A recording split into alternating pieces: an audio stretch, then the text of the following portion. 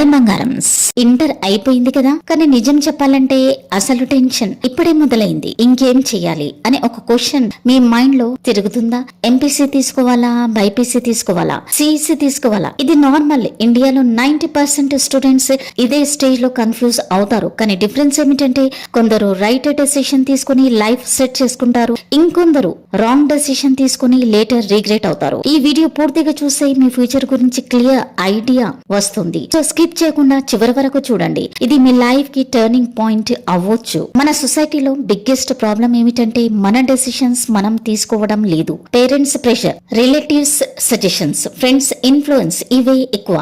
అతను ఇంజనీరింగ్ చేస్తున్నాడు, నువ్వు అదే చెయ్యాలి. డాక్టర్ అయితే రెస్పెక్ట్ ఉంటుంది అంటూ చాలా మంది పుష్ చేస్తారు. కానీ ఒక్కసారి ఆలోచించండి, వాళ్ళు మీ లైఫ్ లీవ్ చెయ్యరు కదా. మీరు తప్పు డెసిషన్ తీసుకుంటే బాధ మీకే వస్తుంది. 4-5 years వేస్ట్ అవుతుంది, కాన్ఫిడెన్స్ డౌన్ అవుతుంది. సో ఫస్ట్ థింగ్ గుర్తుపెట్టుకో.